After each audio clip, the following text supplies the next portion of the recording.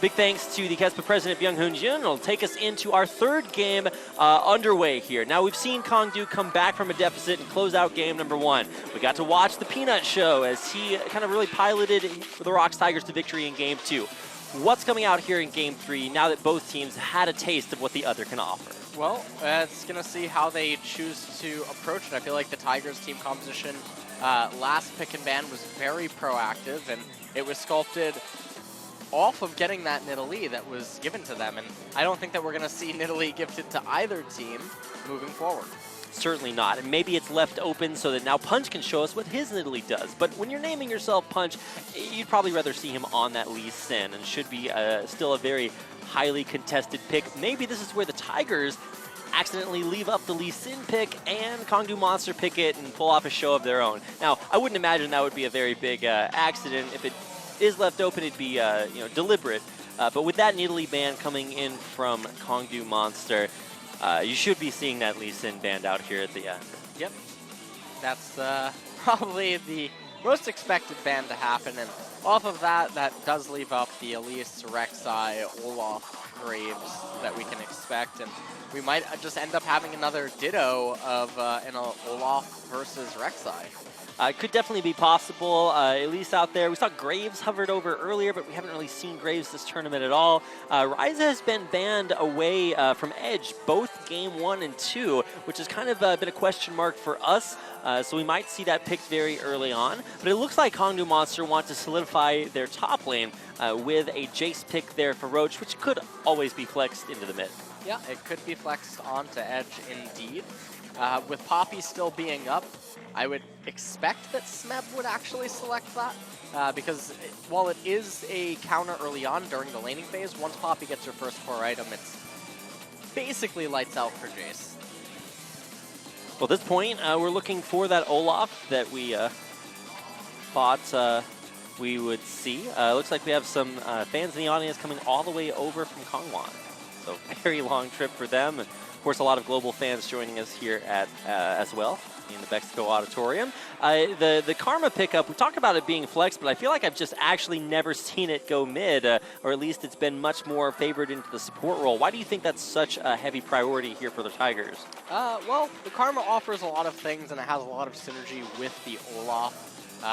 And it does have the ability to be flexed, even though we've never really seen it. So Karma just one of the best supports currently in the game. And now Kongdu Monster's highlighting the Rek'Sai, and so that would be a very similar matchup yet again. Okay, well, that's locked in, as well as Edge's Rise. Now, this is something we haven't gotten a chance to see an incredible amount, but it's been something that the Tigers are afraid enough to ban it out consistently. Well, finally, it gets through, so we'll get a chance to see that. But in response to that, we'll also see what the Tigers have in store for Cry, as he very adept at a great number of champions. Vladimir, of course, the big one that he's been going to, it's banned out, and the big other champion that he fielded yesterday to great effect versus Faker was his Cassiopeia. Yep.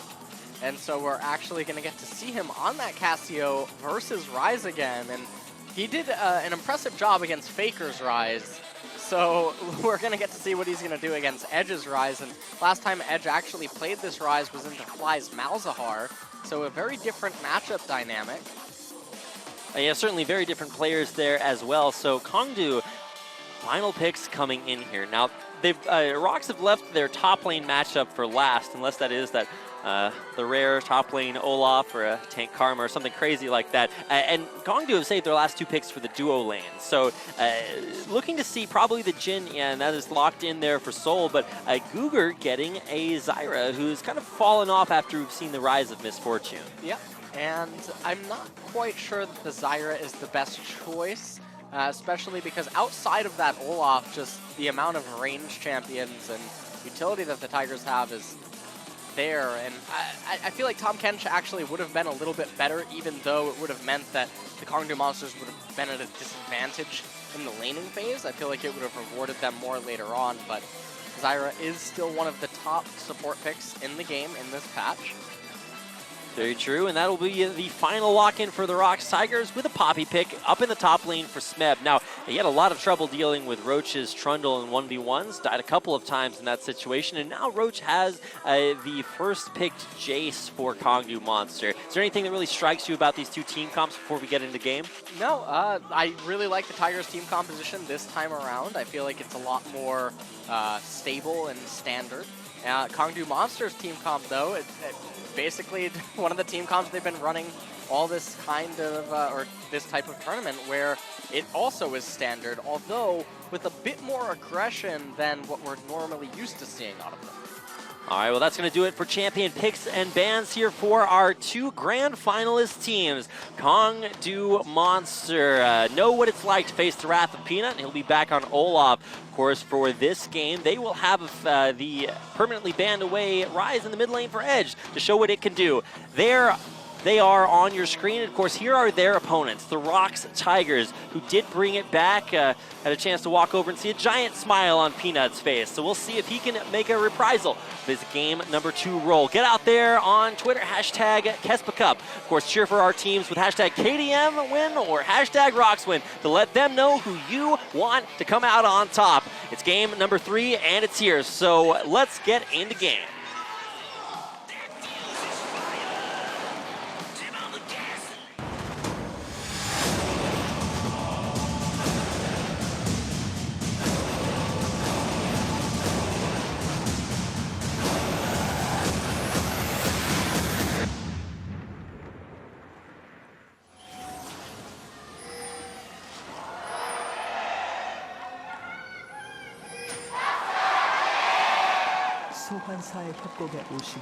Another interesting level 1 to take us into game number 3. Essentially a best of 3 from here on out as Kongdu and Tigers even things up. Once again, grouping up and trying to get a little bit of deep coverage in here into the lower jungle this time. And Peanut went by himself, maybe to try to entice Edge to actually come a little further forward and then see if they could get anything off that, but Edge not taking the bait. And also, Cry actually taking the cleanse just against Edge's Rise.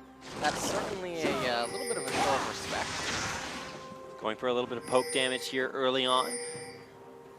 Landing the Grasping Roots will at least give Gugur a little bit of an extra boost in gold. And starting out for our initial roots around Summoner's Rift. Now, this is a blue side start for Rek'Sai, who has an energy-using jungler, kind of wants to hand off that blue buff. So what do you make about our initial starts on both teams? Well, definitely Edge is probably going to get the blue buff. I wouldn't be surprised to see Punch do Gromp to Wolves to Red, or Gromp to Wolves to Wraiths to Red, and then eventually make his way back up to Cancel Blue to Edge. Although we could see Edge recall early off the 3rd wave to get a Tear of the Goddess. We're down on the bottom half of the map. We'll scout out the attempt at the Krugs, just taking the tiny one. And you can see stats down there on the bottom half of your screen to show what an incredible mismatch this game, or this matchup was the last time that they faced off. Of course, that was a very, very different Kongdu Monster. They still had guys like Hippo in the top lane and Crush in the jungle. Since then, they've changed up a lot. Not only their players, also their coaching staff, which has attributed a lot of their success to Coach MC coming in and really turning this team around. Of course, him giving the credit right back to the players. And you see things looking a little bit more even this time around. Yeah, one of the interesting things about Gugur on this Zyra is most of his losses, with the exception of the previous game, have actually been just on the Nami, which is a squishy range support champion. Most of his champion pool is actually made up of Alistar, Braum, Tahm Kench, and durable melee support champions. So the Zyra pick definitely outside the norm for his champion pool. Kind of the same idea with that ranged amount of harass, but no sustain here at all, which has been really big for him to offer from that Nami pick. So we'll have to see how that works out. Now, one thing that we already know how it works out is the Peanut Show, and he's deep here in the enemy jungle trying to find out Punch and see if he can take him down. Now, Punch down to half HP will start this red buff. Peanut waiting in the wings will now just be spotted out by this ward as Punch walks away from the red. Peanut should know that he has been scouted out, just delaying this and putting further pressure on the Kongdu jungle. And Punch falling a little bit behind right there, gonna only take one of the golems that have been left by his bottom lane. not getting too much out of that. He does actually fall behind some camps and bullets. Got a chance to snipe a shot of the top lane, and somehow Roach is like just not having a great time against Feb. Now, here comes the committal here for Peanut, who will almost get the steal there on the red buff, but with Undertows being channeled, Punch will try to get his way away. A tunnel under the wall. He's out of there, and along with it, Peanut's Ghost. Yeah, and Smeb somehow is finding ways to actually bully a Jace up there in top lane. Not quite sure exactly what's happening. You know, I am the play-by-play caster, but just from my, you know, definitely non-expert opinion, it certainly seems like that matchup's supposed to go the other way. Yeah, it is indeed. Okay, glad we could put that out there. But now, Cougar hit by an Undertow, Soul very low in the wave pushing in. Smeb might be teleporting down for another gank like we just saw in game number 1. Worked out then. Will we see it work out this time around? Now, Punch is right here for the counter gank. He hasn't shown himself. Peanut waiting to commit, and he will actually get locked down. They're turning on to Peanut. He's only level 3 Olaf, and he goes down to give first blood away to Cougar Zyra. Yeah, and you know, you could also see that Roach had recalled in anticipation for that dive attempt from the Tigers had they actually committed even harder to it. And that was just really bizarre because Gorilla and Trey should have been able to convey that they weren't going to be able to get the minion wave into turret. So, too forceful. Oh, okay, well, also too forceful. They're trying to push the wave out, and Kongdu wind up losing not one, but 2 flashes and an ignite from Cougar. Actually, I guess he used that earlier on, but let's watch this dive be countered again. Yeah, so right here, you can see that Punch had already made his way down to bottom, and by the time they got the minion wave under the turret to start tanking the shots to let Peanut come in and get onto Solar Cougar, it was already too late, and it's interesting to see the fact that the Tigers were still waiting to go for that play, even though it was obvious that Roach had recalled in anticipation for it again. And even if the argument would be to bring down Smeb, it still seems way too forced. Trying to get Peanut ahead, but it backfires, and that will actually have the opposite effect. So now, I mean, the gold did go on to the support at this point, but that does get an earlier sight stone. Cougar will have that for himself.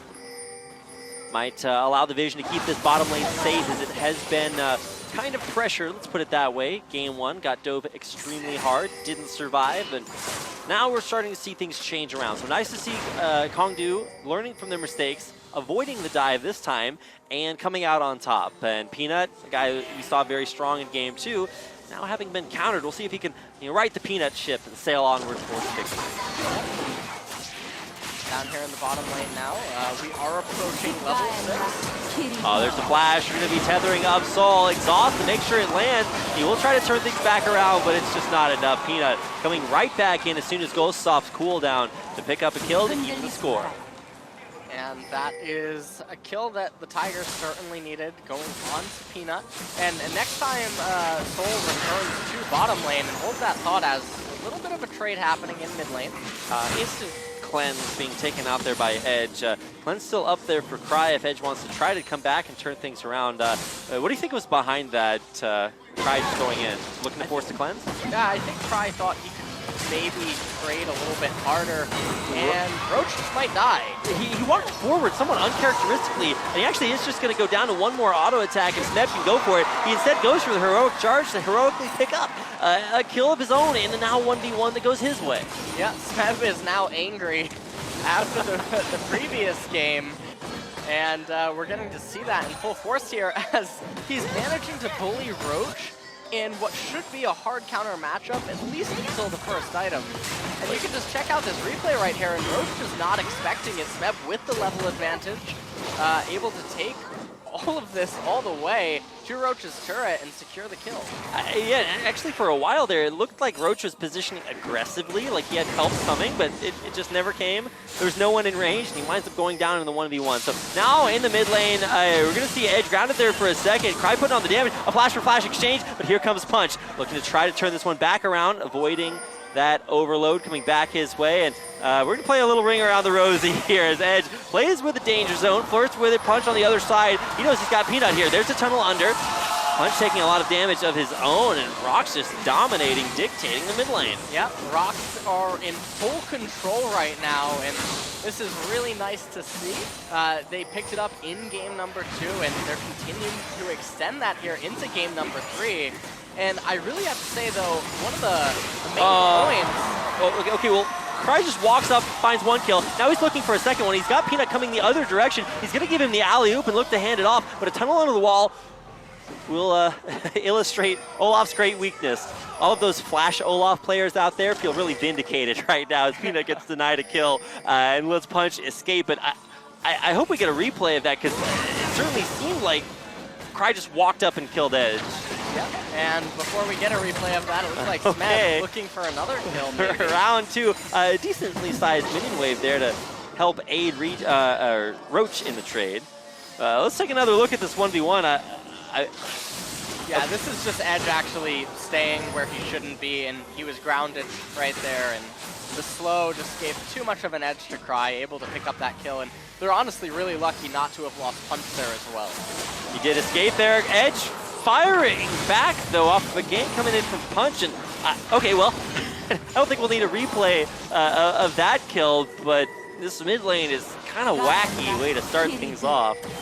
Yep, and Gorilla poked him a little bit. I was about to say that one of the surprising things this series so far, though, had been that Punch did not look as dominant in his jungle routes, and you really just have to attribute that to Peanut. And replay on the screen right there, and then getting the kill on the side. I'm waiting for a chance where we have a replay of a fight, but then also another replay of something elsewhere on the map, so we can have. We heard you guys liked replays, so we put replays in your replays. That way, I'm just going to throw it over to LS, and maybe he can talk about one, and then I can talk about the other one. We can actually just get to a point where we can cast 2 games at the same time. That's the future. It's not here quite yet. And of course, the series not over. It's tied up 1-1. But after some kind of worrying trends here, is Kongdu really putting themselves into a position to maybe take over? Well, they are certainly fighting back. The advantage for the Tigers is not as big as it once was, and Edge moving down to the bottom here. Here comes the curtain call. Rise teleporting behind the turret, and there's Punch. Maybe look to tank it. Now minions will at least start this off. Edge dropping aggro there. The damage coming in from Roach off the TP. Prey looking to go down there. He's actually going to flash aggressively into Soul. Edge there with a kill. Punch wide drop here. Looks like with Peanut coming right up on him, the red buff will continue to burn him down and take the kill. Edge will be the next casualty, and it looks like Saul might go down here as well. A perfect turnaround there as ROX Tigers come up and might be looking for more. The dive under the turret. Smeb's pretty high health here, and Guger with not a lot of places to go tries to kite it out, but in the end it's a kill there by Peanut to pick up a 12-minute ace for the ROX Tigers. Yeah, and that is pretty explosive right now. The Tigers have just propelled themselves to an enormous lead, and we can check this out right here as Punch and Edge setting this up what they probably thought perfectly with Roach coming down from the top. Gorilla went down instantly, but Prey able to live a little bit longer. When Smeb and Peanut showed up, Roach was stuck between a rock and a hard place, and then Cry able to get a flank basically on the Kongdu monsters, and then from right there they were able to finalize all of the kills.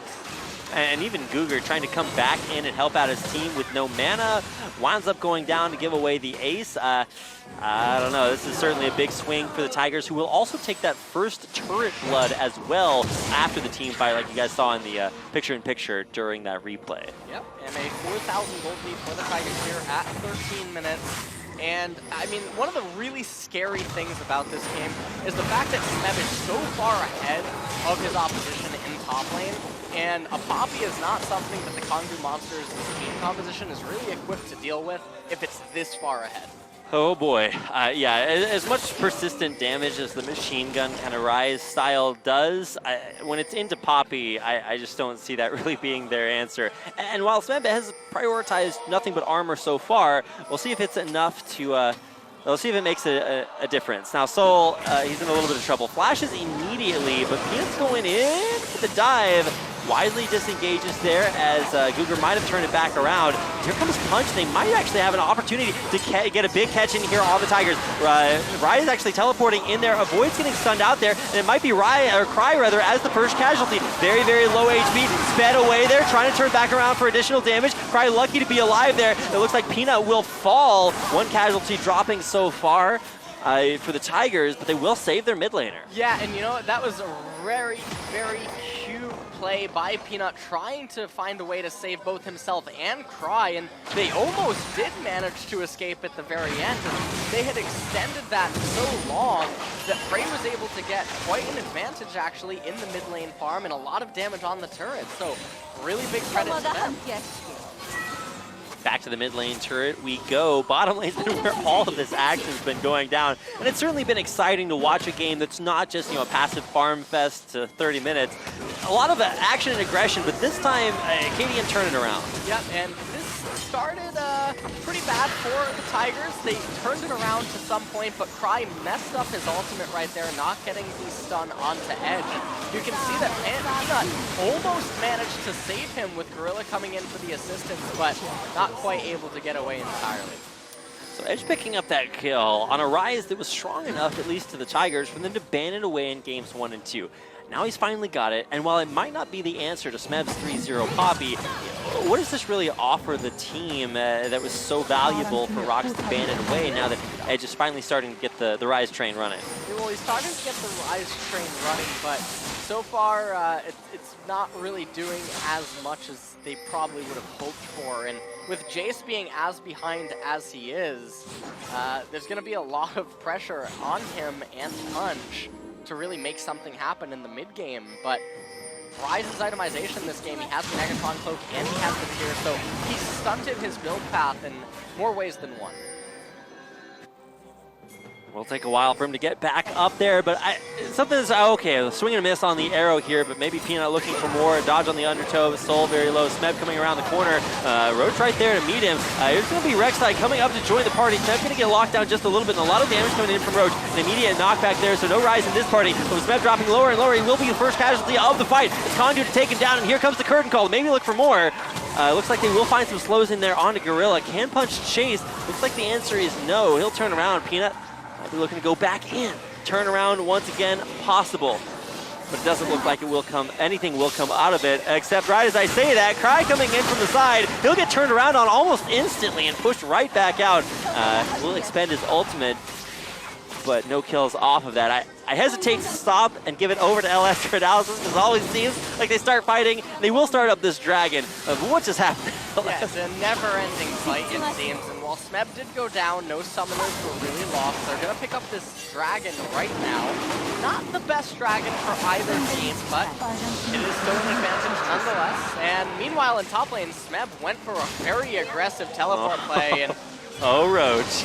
Roach is probably going to die. I wouldn't be surprised if Smeb flashes to not let him get the execute from turret.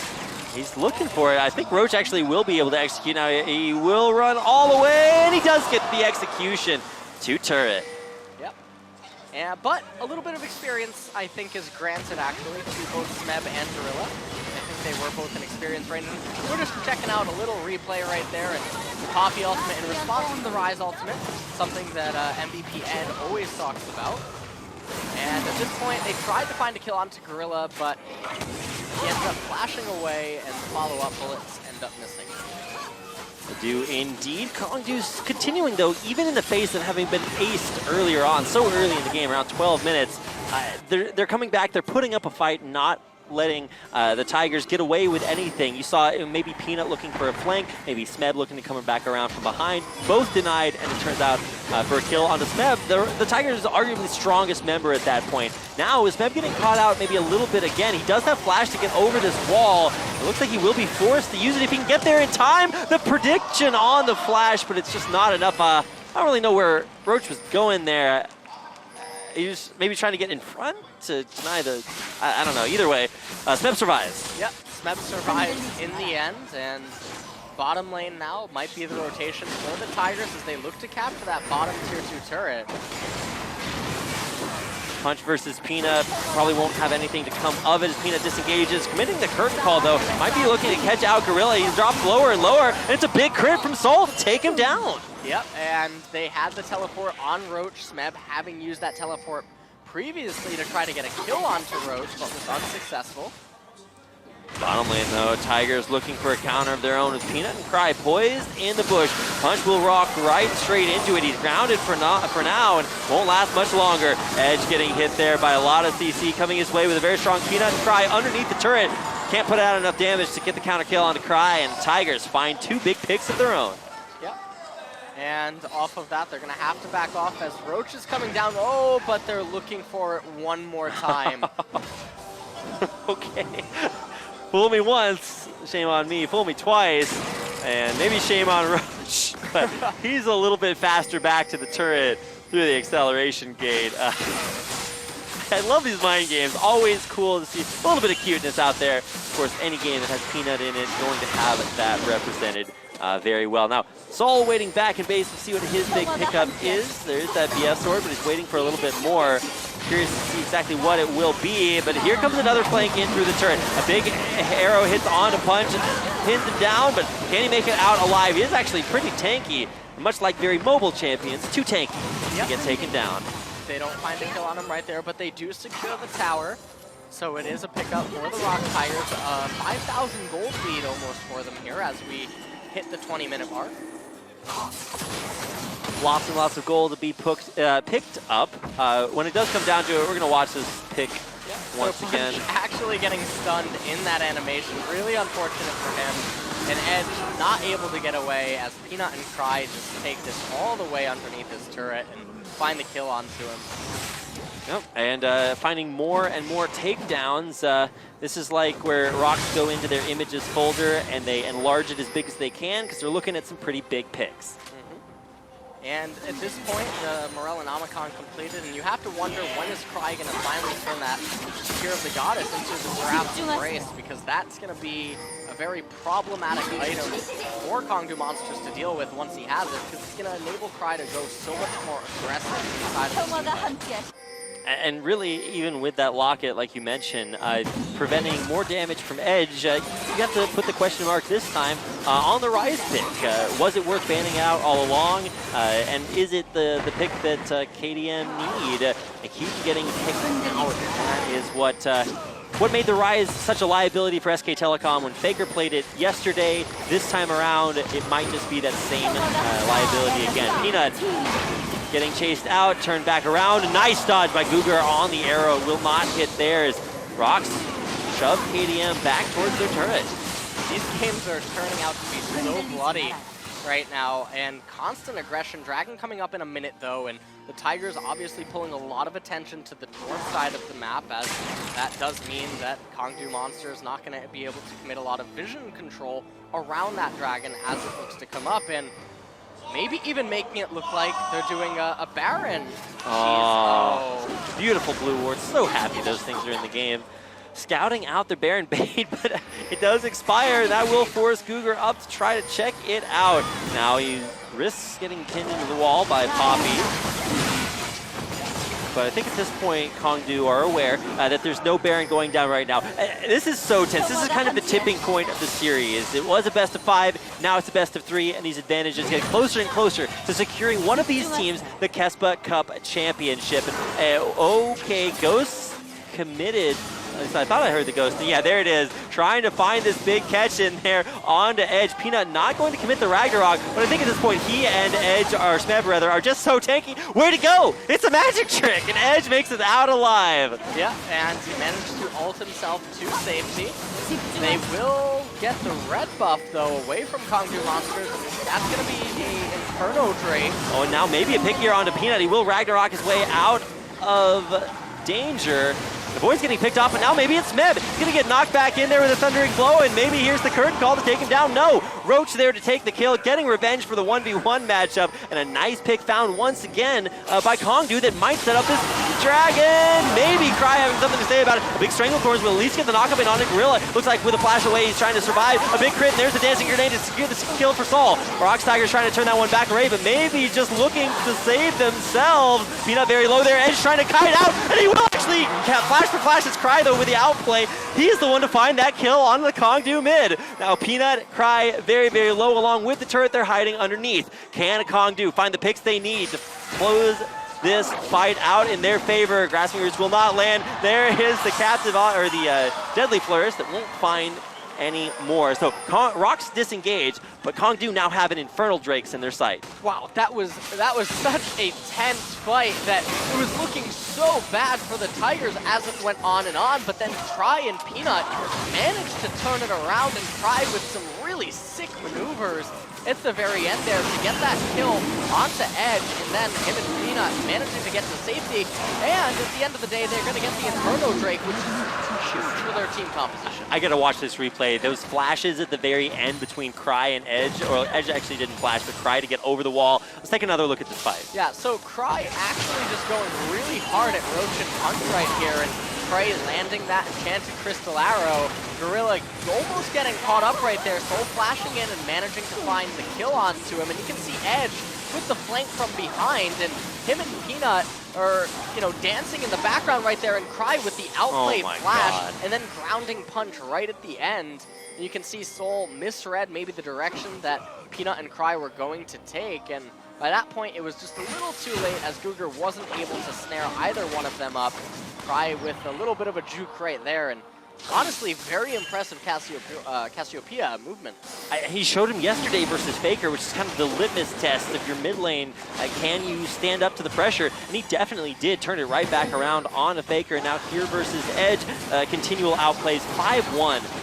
Cassiopeia scoreline. ROX still in the driver's seat, although the gold lead is lessening. Which I say right as Guger gets picked off.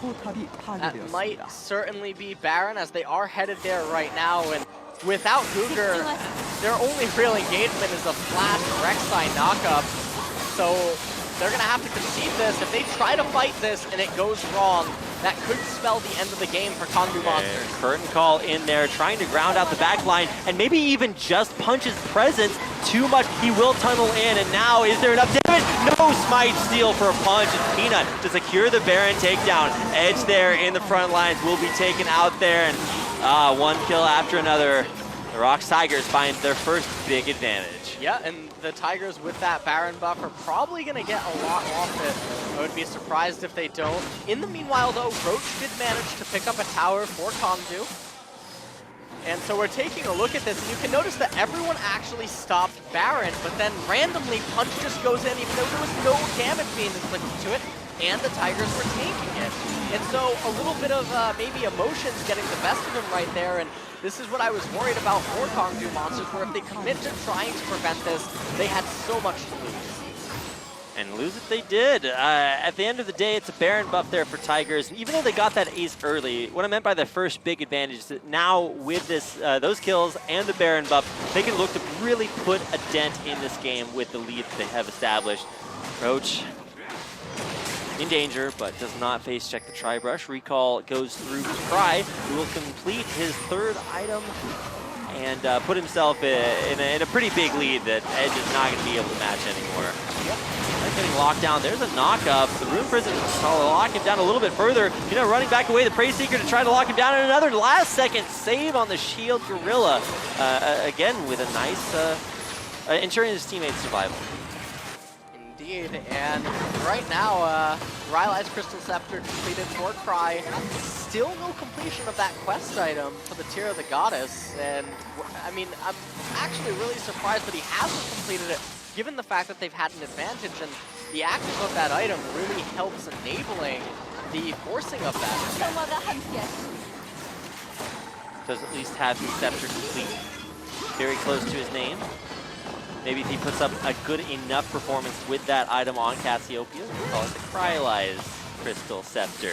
He's got it built and will help Smeb take down the second tier turret in the bottom lane. And that's really going to even up that second tier that Roach took down there earlier. So Tigers starting to really push home with this Baron advantage. We'll see how much of an advantage they can get off of it. Smeb certainly already on duty in the bottom lane, putting pressure on that first inhibitor turret. The rest of ROX looking to shield up and take their chances here in the mid lane. Now Smeb coming through for a big pick will immediately blow Guger apart. No Zyra passive to add extra true damage here to the fight as now Kongdu look to disengage. It's Roach to get knocked up to immediately force the flash away as the second tier turret mid does fall. The Tigers look to continue to push their advantage even on through to this inhibitor turret. Only Baron buff empowered cannon minion to survive. Plenty of duration here for this Baron buff to allow the ROX Tigers another push in. And Peanut taunting a little bit, waiting for the Damping it minions up. to arrive. Smeb going in, though, through the turret, forcing the rest of Kongdu to disengage there, but Edge can't run far or fast enough. And another great heroic charge, one after another, one by one. The Tigers find more and more kills coming their way. They will break the base. Cry there trying to get a 1v1 here onto Guger. He'll get knocked up there by the Strangle Thorns and also empower those Zyra plants. This is a little bit of a closer fight than I initially thought it would be, but Cry doesn't have too many problems there. Guger trying to just desperately get back onto the fountain, but a big bully Cry will make him at the end of it all. That's going to be the ace for the ROX Tigers, who pushed through their first inhibitor of the game and might commit to the win here. Long death timers will mean that they will go for it. Of course, Smeb's teleport will allow him to render these minions invincible if he wants to go for it. Not quite sure what just happened. At the very, very least, they could have captured one Nexus turret, which is actually pretty big because then that means that you can't just neglect the mid lane inhibitor from being down, as the turrets will not raise it. But at this point, Smeb coming in here, there is no Guger present in this fight, so they don't have that Zyra disengage if they do need it. And you can just see the damage coming out from Cry and Prey, and the endless amount of slows coming out from the arrows and the undertows from Peanut, in addition to the grounded from Cry. It's too much for Kongdu Monsters to deal with right now. Actually just insane to look how hard they go in these team fights, just finding one pick after another, and Kongdu, like we said, just can't run far or fast enough away. Another 6,000 gold advantage there for the Tigers, who find a 10,000 gold, over a 10,000 gold advantage here. Just cresting that at the 30-minute mark. Now looking for their third dragon of the game, will take down their second Ocean Drake to allow the next spawn of the Elder. On the bottom half of the map there, Smeb positioning very far forward. Would be a big pick if Kongdu can find it. A last second stoppage on that recall will mean that Edge will be a slower back to base. Will it be impactful here, as that arrow will not be available for ROX to use to push through? Well, this might actually be a very funky timing where it does enable them a way in. And now that's going to be the second inhibitor of Kongdu Monsters falling here. Kongdu, they're in no position to try to turn a fight. They just have to sort of find a way to resist this. Going forward, finding a knock up there on Edge. The turnaround, though, could be Kongdu's opportunity. Curtain calls coming out and trying to stop a few of the members of ROX from disengaging, but it looks like they're going back in. Point blank stun there on Roach. He'll be the first to fall there for Kongdu. The ROX Tigers continuing now to pile in, and this looks all too similar to the last fight. They find one kill after another. Punch trying to get back onto the fountain. He will just barely make it. The turnaround now, Kongdu trying to push the ROX Tigers back off of their fountain. Now it's going to go back the other way. The Tigers find a big pick there onto Roach. He's going down. The arrow just barely off cooldown, and time to find yet another. It's an ace in the base for the ROX Tigers, as they will now close things out, taking down both Nexus turrets, all 5 members of the Kongdu Monsters, and taking a 26-11 victory in game number 3 to put them 1 game away from becoming your 2016 KeSPA Cup champion. Yeah, and if they keep playing like this, I don't know what Kongdu is actually going to do in what could potentially be the final game of the night, because Punch is looking really outclassed, and that was one of the ways that Kongdu Monsters were finding all of their advantages and their leads against all the other teams in the tournament. And so far, he's been on the back foot against Peanut every single game. Yeah, in an interview taking us into this game, Peanut actually said that he wondered, or he wished rather, that they could have played like this at Worlds, highlighting that they actually feel like they're just firing on all cylinders, looking pretty perfect, and they certainly did, pushing through for the win. Yeah, and in this final team fight, you can just see Kongdu don't really have the items to resist this sort of a push from the Tigers, and the Nexus turrets were already under siege from the super minions, and it's all just too easy for them to wrap that up. There you can see your eyes on the KeSPA Cup. That is where the Tigers are looking as they find themselves 1 game away from victory. We're going to take a quick commercial break, so don't go anywhere. We look to see if they can close it out or if Kongdu Monster can find the comeback they so desperately need